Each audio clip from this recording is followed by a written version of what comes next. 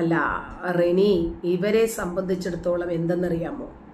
ഇവർക്ക് വ്യഭിചരിക്കാം, കള്ളുകുടിക്കാം, ബലാത്കാരം ചെയ്യാം, മോഷ്ടിക്കാം, ചതിക്കാം, പറ്റിക്കാം, വെട്ടിക്കാം, തട്ടിക്കാം, കൊല്ലാം, എല്ലാം ചെയ്യാം.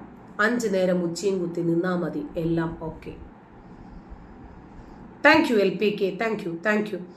അപ്പോ 5 നേരം ഉച്ചയും കുത്തി മറിഞ്ഞാൽ മതി. പ്രവാചകനോട് തന്നെ ഒരാൾ വന്ന് ചോദിക്കുന്നു, പ്രവാചകരെ, ഞാനൊരു പെണ്ണിനെ ചുംബിച്ച് കുഴപ്പമുണ്ടോ? ഇല്ലടാ, കുഴപ്പമൊന്നുമില്ല, നീ നിസ്കരിച്ചാൽ മതി, നിനക്ക് സ്വർഗം കിട്ടും. അല്ല നബിയെ, മോഷ്ടിച്ചാൽ കിട്ടും? ഓ, നീ നിസ്കരിച്ചാൽ മതിയടാ, കുഴപ്പമൊന്നുമില്ല. വ്യഭിചരിച്ചാലോ കിട്ടുമടാ, കൊന്നാലോ കിട്ടുമടാ. അപ്പോൾ അയാൾ തിരിച്ച് നബിയോട് ചോദിക്കുന്നു, അല്ല നബി, ഇത് എനിക്ക് മാത്രമുള്ളതാ? അല്ലടാ, എല്ലാ മുസ്ലിങ്ങൾക്കും എല്ലാ വിശ്വാസികൾക്കും ഇത് തന്നെയാണെന്ന്. ഈ മതത്തിൽ നിന്ന്, ഈ മതകിതാബിൽ നിന്ന്, ഈ മാനവിക ദർശനമുള്ള മാനവരിൽ മനോഹരനിൽ നിന്ന് റെനി നമുക്കിതിൽ കൂടുതൽ എന്തെങ്കിലും പ്രതീക്ഷിക്കാനുണ്ടോ?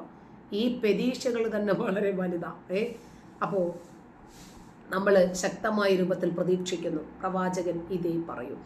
ഇനി 2008 സംഭവിച്ച മുംബൈ ഭീകരാക്രമണം, അതിന് പകരം ചോദിക്കാതെ ലോക രാജ്യങ്ങളുടെ, പ്രത്യേകിച്ച് സൗദി പോലെയുള്ള രാജ്യങ്ങളുടെ സമ്മർദ്ദത്തെ ഭയന്ന് ഒരു സ്ട്രാറ്റജിക് റെസിസ്റ്റന്റ് എന്ന ചെല്ലപ്പേരിൽ മിണ്ടാതിരുന്ന 9 തീവ്രവാദ കേന്ദ്രങ്ങളും പാകിസ്ഥാന്റെ എയർബേസും അടിച്ച് തകർത്തിട്ട നരേന്ദ്രമോദിയുടെ നെഞ്ചളവ്, അദ്ദേഹത്തിന്റെ ചങ്കുറപ്പ് അളക്കാൻ വരുന്നവരുടെ ചങ്കുറപ്പ് ആദ്യം സ്വയം ഒന്ന് അളന്നിട്ട് വരണം. അതേ നമുക്ക് പറയാനുള്ളൂ. മുംബൈ ഭീകരാക്രമണത്തിന്റെ സൂത്രധാരന്മാരായിരുന്നു ഈ പഹൽഗാമിലും ചെയ്തത്. നമ്മളെ ഇന്ന് നമുക്ക് ഏത് ആളെ നോക്കിയാലും ഇന്ത്യയെ എതിർക്കുന്ന, പാകിസ്ഥാനെ ചങ്കിനോട് ചേർത്ത് നിൽക്കുന്ന ആളുകളെ കാണാം. തൊപ്പിയിടുകയും തലപ്പാവിടുകയും ചെയ്ത, താടി വളർത്തിയ ഏവനെ കണ്ടാലും വാപ്പാന്ന് വിളിച്ച് ഓടിപ്പോകുന്ന നിനക്കൊക്കെ പാകിസ്ഥാനെ പ്രേമിക്കാം, ഇന്ത്യയെ വെറുക്കാം. നമുക്കതിന് പറ്റില്ലടാ, ഒറ്റ തന്തയേ ഉള്ളൂ. അത് തന്നെ 9 തീവ്രവാദ കേന്ദ്രങ്ങൾ കൃത്യമായ രൂപത്തിൽ മനസ്സിലാക്കി അവരുടെ മടയിൽ കയറി ആക്രമിച്ച നരേന്ദ്രമോദി ലോക നേതാവ് തന്നെടാ. എന്തേ 21 കേന്ദ്രങ്ങളാണ് റഡാറിലുള്ളത്, 9 എണ്ണമേ തീർന്നിട്ടുള്ളൂ, ബാക്കിയുണ്ട്. ഇനി പാകിസ്ഥാന്റെ എയർബേസും തകർത്ത് തരിപ്പണമാക്കിയല്ലേ, മഴ പെയ്യുന്നത് പോലെയല്ലേ മിസൈലുകൾ അങ്ങോട്ട് വിട്ടുകൊടുത്തത്. 1971 ശേഷം 100 കണക്കിന് തീവ്രവാദങ്ങൾ നടന്ന ഒരു നാട്ടിൽ, 100 കണക്കിന് ഭീകരവാദ ആക്രമണങ്ങൾ നടന്ന ഒരു നാട്ടിൽ തിരിച്ചടി എന്ന് പറയാൻ 1971 വരെ പോകേണ്ടി വരുന്നത് കോൺഗ്രസിന്റെ ഭരണവും അവരുടെ ഗതികേടും അവരുടെ ഭീരുത്വവും അവരുടെ പ്രതികാര നടപടിയും അവരുടെ അഭിമാന സുരക്ഷിതത്വവും ഒന്ന് ചിന്തിച്ചാൽ മതി. ഇത്രയും കൂടി ജനങ്ങളുടെയും അഭിമാനം അവരുടെ ഭരണത്തിലായിരുന്നില്ലേ, അവരുടെ കയ്യിലായിരുന്നില്ലേ, അവരെന്ത് ചെയ്തു എന്നൊന്ന് ആലോചിച്ചാൽ മതി. കോൺഗ്രസ് പ്രസിഡന്റ് ആയിരുന്ന അന്നത്തെ നിജലിംഗപ്പ, അദ്ദേഹത്തിന്റെ സ്വകാര്യ ഡയറിയിൽ കുറിച്ചിരുന്ന ഇന്ദിരാഗാന്ധിയെ കുറിച്ചിട്ടുള്ള അഭിപ്രായം കൂടി ഈ സാഹചര്യത്തിലൊന്ന് അറിയുന്നത് നല്ലതാണ്. കോൺഗ്രസിന്റെ പിളർപ്പിന് കാരണമായ സംഭവങ്ങളിൽ ഒന്നിതാണ്. പ്രശസ്ത പത്രപ്രവർത്തകനായ കുൽദീപ് നയ്യാരോട് ശ്രീമതി ഗാന്ധി ഒരു കമ്മ്യൂണിസ്റ്റ് ആണെന്നും അവർ ചെയ്യുന്നതെല്ലാം മോസ്കോയുടെ നിർദ്ദേശപ്രകാരമാണെന്നും അദ്ദേഹം തുറന്നു പറഞ്ഞിരുന്നു. മാത്രവുമല്ല, അന്ന് ഇന്ദിരാഗാന്ധിയുടെ മന്ത്രിസഭയിൽ ഉണ്ടായിരുന്ന അശോക് മേത്ത അദ്ദേഹത്തെ കണ്ടതിന് ശേഷം നിജലിംഗപ്പ ഡയറിയിൽ കൃത്യമായ രൂപത്തിൽ എഴുതുകയും ചെയ്തിട്ടുണ്ട്. രാജ്യത്തെ ഈ സ്ത്രീ റഷ്യയ്ക്കു വിൽക്കുമെന്നതുകൊണ്ട് അവർ പോകണമെന്ന് അശോക് മേത്തയ്ക്കും ഉണ്ടായിരുന്നു. അപ്പോൾ അവരാണ് ഇന്ന് ഈ രാജ്യത്തെ മുസ്ലിങ്ങൾക്ക്, റഷ്യയ്ക്ക്, അമേരിക്കയ്ക്ക്, പാകിസ്ഥാനൊക്കെ മുമ്പിൽ അടിയറവ് വയ്ക്കാൻ ആഗ്രഹിച്ചിരുന്നവർ ഇന്ന് പ്രതികാര നടപടിയുമായി നരേന്ദ്രമോദി മുന്നോട്ടിറങ്ങിയപ്പോൾ വിമർശിക്കാൻ വരുന്നത്. ആഹാ, അന്തസ്. ശരി, ഇന്ത്യയുടെ ബ്രഹ്മാസ്ത്രമായ ബ്രഹ്മോസ് മിസൈൽ, അതിൻ്റെ നിർമ്മാണം ഇനി നമ്മുടെ യോഗിയുടെ നാട്ടിലാണ്. അതെ, ഉത്തർപ്രദേശിൽ തന്നെ. നിങ്ങൾ നോക്കിയിരിക്കുന്ന ഊപ്പിയിൽ തന്നെ. തലസ്ഥാനമായ ലക്നൗ ആണ് ഇതിന് തിരഞ്ഞെടുത്തിരിക്കുന്നത്. പ്രതിരോധ മന്ത്രി രാജ്നാഥ് സിംഗ് ബ്രഹ്മോസ് സൂപ്പർസോണിക് ക്രൂയിസ് മിസൈലിന്റെ നിർമ്മാണ യൂണിറ്റ് വെർച്വലായി ഉദ്ഘാടനവും ചെയ്തു കഴിഞ്ഞു. കാരണം ഈ രാജ്യം എല്ലാ രൂപത്തിലും സ്വയം പര്യാപ്തതയിലേക്ക് പോകുമ്പോൾ ഞങ്ങൾ ഇത്രയും കാലവും എൻ്റെ പാരമ്പര്യക്കാർ ഈ രാജ്യം ഭരിച്ചു മുടിച്ചതാണല്ലോ എന്നുള്ള ഒരു അപകർഷതാബോധത്തിൽ നിന്നാണ് ഈ വിമർശനങ്ങൾ ഉയർന്നു വരുന്നത്. രാജ്യത്തിൻ്റെ വളർച്ചയല്ലേ ആഗ്രഹിക്കേണ്ടത്? ചില കുടുംബാംഗങ്ങൾ ഉണ്ടാകും. ഇപ്പോൾ ഒരു കുടുംബത്തിൽ 5 or 6 മക്കളുണ്ടെന്ന് വിചാരിച്ചോ, അവരിൽ 1 or 2 എണ്ണം ഒരിക്കലും ഗതി പിടിക്കാത്തവരുണ്ടാവും. എത്ര സഹായിച്ചാലും എത്ര കയറ്റിക്കൊണ്ടുവരണമെന്ന് വിചാരിച്ചാലും ശരി, അധപ്പതനത്തിൻ്റെ ആണിക്കല്ലായിരിക്കും അവര്. എന്ത് തൊട്ടാലും തലവേദനയായിരിക്കും. ഒരിക്കലും രക്ഷപ്പെടാത്ത ആളുകൾ. അവര് ഈ ജീവിതത്തിൽ രക്ഷപ്പെട്ട ആളുകളെ നോക്കി കൊഞ്ഞനം കുത്തിയിട്ട് എന്താ കാര്യം? അമിതമായിട്ടുള്ള കഠിനാധ്വാനത്തിന്റെ ഭാഗമായി ഓരോരുത്തരും അവനവന്റെ ജീവിതങ്ങൾ മെച്ചപ്പെടുത്തുമ്പോൾ മറ്റുള്ളവർക്ക് കല്ലുകടിയാണ്.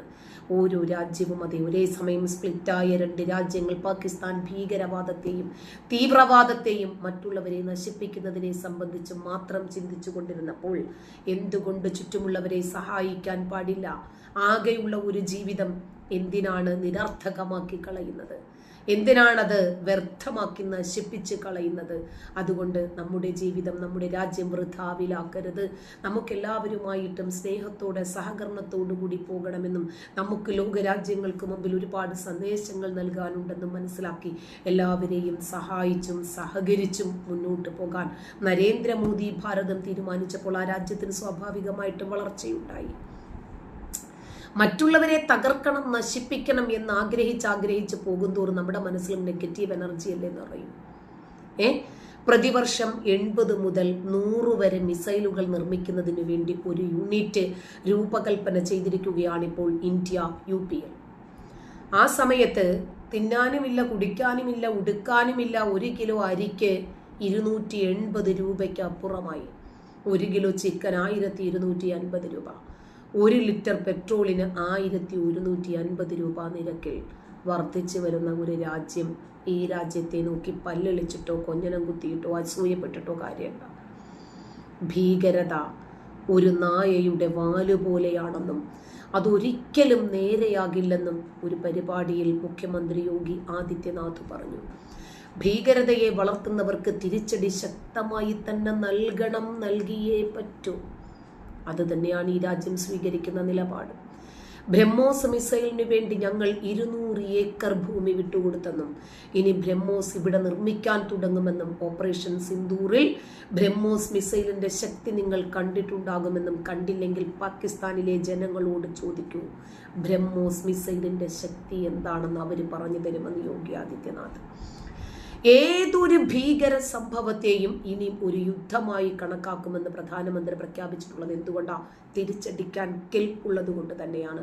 അതിനു വേണ്ടുന്ന എല്ലാ ഹോംവർക്കുകളും ചെയ്തിരിക്കുന്നത് കൊണ്ട് തന്നെയാണ്. ഭീകരതയെ പൂർണ്ണമായും തകർക്കുന്നതുവരെ ഈ പ്രശ്നം പരിഹരിക്കപ്പെടില്ല. ഇത് തന്നെയല്ലേ ഇസ്രായേലും പറഞ്ഞത്. നെതന്യാഹു ഹമാസിനോടും പറഞ്ഞത് ഇത് തന്നെയാണ്. ഭീകരത അവസാനിക്കണം.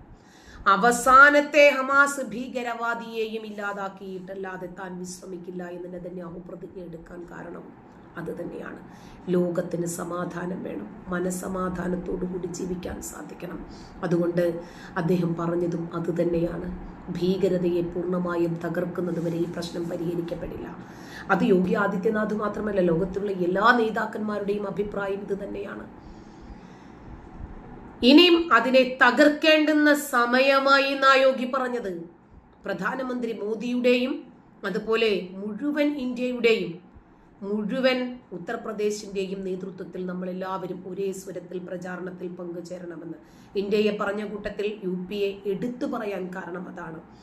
സ്നേഹത്തിന്റെ ഭാഷയിൽ വിശ്വസിക്കാത്തവരോട് അവരുടെ ഭാഷയിൽ പ്രതികരിക്കാൻ തയ്യാറാകണം. അതെ, ഷഠനോട് ഷാഠ്യമേ പാടുള്ളൂ. വെട്ടാൻ വരുന്ന പോത്തിനോട് വേദമൂതിയിട്ട് കാര്യമില്ല എന്ന് പറയാറില്ലേ പണ്ടുള്ളവര്? അവരുടെ ഭാഷയിൽ അവരുടെ രീതിയിൽ തിരിച്ചടിക്കാൻ തയ്യാറാകണം. ഈ ദിശയിൽ ഓപ്പറേഷൻ സിന്ദൂറിലൂടെ ഇന്ത്യ ലോകത്തിന് ഒരു സന്ദേശം നൽകിയെന്നും യോഗി പറഞ്ഞു. ലക്നൌവിൽ ആരംഭിച്ച aerospace integration and testing festival, ഈ ഫെസിലിറ്റിയിൽ നിന്ന് എല്ലാ വർഷവും 80 മുതൽ 100 വരെ ബ്രഹ്മോസ് മിസൈലുകളാണ് നിർമ്മിക്കാൻ ഉദ്ദേശിച്ചിരിക്കുന്നത്. ഇതിനു പുറമെ എല്ലാ വർഷവും 100 മുതൽ 150 വരെ അടുത്ത തലമുറ ബ്രഹ്മോസ് മിസൈലുകളും നിർമ്മിക്കും. ഈ മിസൈലുകൾ 1 വർഷത്തിനുള്ളിൽ തന്നെ തയ്യാറാവുകയും ചെയ്യുമെന്ന് പറഞ്ഞു. അതായത് എത്രമാത്രം കരുതലോടെ വരും തലമുറയ്ക്കു കൂടി വേണ്ടി പ്രതിബന്ധങ്ങൾ എന്തെങ്കിലും ഉണ്ടെങ്കിൽ, ഏതെങ്കിലും ഒരു രാജ്യം പ്രതിരോധം തീർത്താൽ അതിനെ ഒടിച്ചിട്ടല്ല പിഴുതെറിഞ്ഞു മുന്നോട്ട് പോകാനുള്ള ഒരു വളവും കൂടി നരേന്ദ്രമോദി ഇട്ടുവെക്കുവാണ്. ഇങ്ങനെയുള്ള ഒരു പ്രധാനമന്ത്രിയല്ലേ നമുക്ക് ആവശ്യം? അതെ, തലമുറകളെ കൂടി മുന്നിൽ കാണുന്ന.